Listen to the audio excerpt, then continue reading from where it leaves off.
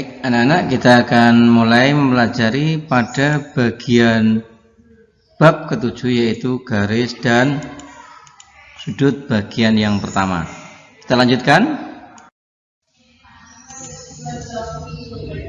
Tujuan pembelajaran yaitu mengamati kedudukan dua garis jajar berimbit berpotongan.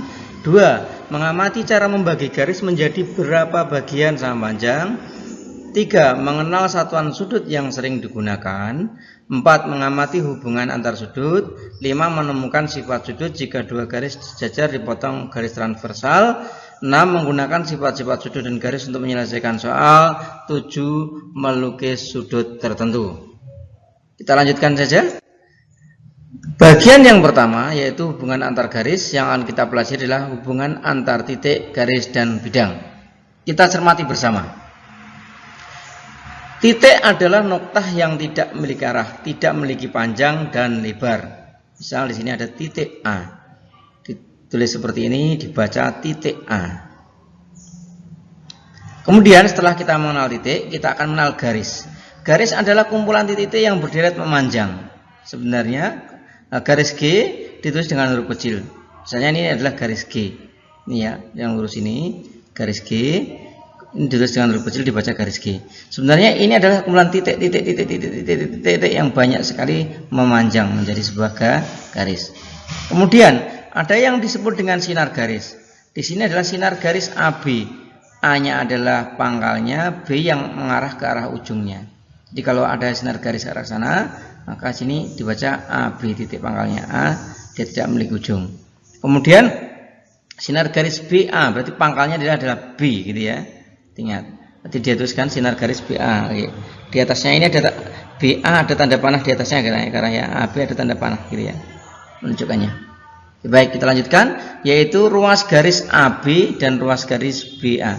Jadi ini bisa dibaca ruas garis AB atau ruas garis BA, gitu ya. Bedanya dengan sinar garis, kalau sinar garis memiliki arah, ada tanda panahnya di atasnya ini. Kalau ruas garis tidak ada. Berikutnya, bidang. Jadi kita mengenal titik, garis, dan bidang.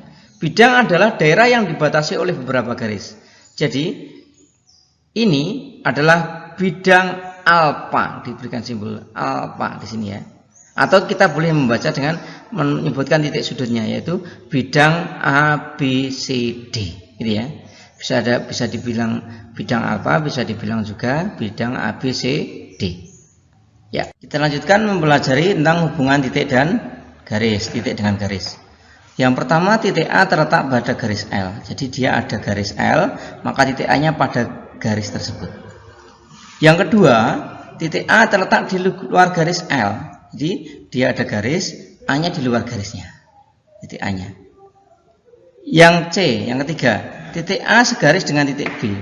Berarti ada garis, kemudian ada titik A dan titik B pada garis yang sama. Yang kedua, kita akan belajar tentang hubungan titik dengan bidang. Kalau ini tadi titik dengan garis, sekarang titik dengan bidang. Yang pertama, titik C terletak pada bidang alfa. Jadi kalau ada bidang alfa, ini namanya bidang alfa, maka titik C-nya ada pada bidang tersebut. Yang kedua, yang B, titik C terletak di luar bidang alfa. Kalau ini adalah bidang alfa, maka C-nya ya di luar bidangnya, bisa di sini, di sini. Nah, titik C. Yang ketiga, yang C, yaitu titik A sebidang dengan titik C. Kalau ada bidang alfa, maka titik A sama titik C itu pada bidang yang sama. Jadi A sama C pada tempat yang pada bidang yang sama. Kita lanjutkan. Berikutnya, hubungan garis dengan bidang. Oke, garis dengan bidang ya. Sekarang, garis L terletak pada bidang alfa. Berarti kalau kita punya bidang alfa, maka garis L-nya itu ada pada bidang tersebut. Yang kedua, garis L terletak di luar bidang alfa. Kalau ada bidang alfa, maka garisnya itu terletak di luarnya, gitu ya. Yang ketiga, yang C, garis L menembus bidang alfa. Jadi kalau dia ada bidang alfa, maka garis L-nya tembus ya. Tembus ya. Ini tertutup kertas, ini tidak tertutup ya. Jadi dia tembus, gambar tembus. Dan yang keempat, garis L sebidang dengan garis K. Jadi kalau ada bidangnya sama, ada dua garis, dia sebidang. L dan K pada bidang yang sama. Kita lanjutkan, yaitu kedudukan dua garis. Kedudukan dua garis. Bagaimana yang dimaksud kedudukan dua garis? Kita mulai, yaitu yang pertama ada yang dinamakan garis jajar. Garis jajar adalah dua garis yang dikatakan jajar jika terletak pada satu bidang datar dan tidak pernah berpotongan. Jadi dia terletak pada satu bidang. Ini bidangnya adalah kotak ini ya, persegi panjang, dan ada garis L pada tempat yang sama dan dia tidak pernah berpotongan, gitu ya. Nah, maka garis M ini ya, M garis M sejajar disimbolkan seperti ini, garis L ini ya, dibaca garis M sejajar garis L. Oke, dibaca garis M sejajar garis L. Simbolnya seperti garis miring 2 ini dibaca sejajar. Ingat ini sejajar ya. Oke, yang nomor 2. Garis berpotongan, gitu ya. Ini garis M, ini garis N. Dua garis yang terletak pada satu bidang datar dikatakan berpotongan jika dan hanya jika kedua garis tersebut memiliki satu titik persekutuan atau titik potong. Ya, jadi kalau ini garis M sama N, maka dia tidak punya titik potong di sini. Maka dia dikatakan garis M itu berpotongan dengan garis N. Jadi titik potongnya di sini, M berpotongan dengan N, gitu ya. Yang ketiga, garis berimpit. Dua buah garis yang terletak pada satu bidang datar dikatakan berimpit jika dan hanya jika kedua garis itu memiliki paling sedikit dua titik potong atau dua titik persekutuan, paling sedikit ya.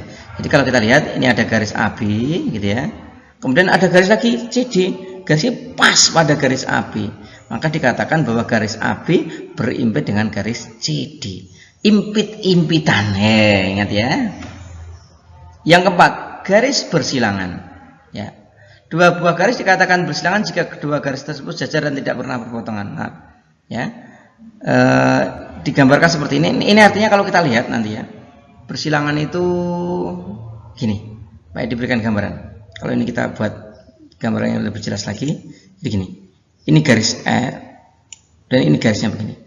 Nah, kalau ini saya bawa ke sini ya, nah, seperti ini. Dia tidak pernah berpotongan. Yang satu ada di atas, yang satu ada di bawah, yang satu ada di atas. Misalkan yang di bawahnya adalah L, maka yang di atasnya adalah K. Jadi garis K bersilangan dengan garis L. Jadi dia tidak pernah berpotongan. Nyilang tapi ora potongan, ora gathuk gitu ya. Demikian.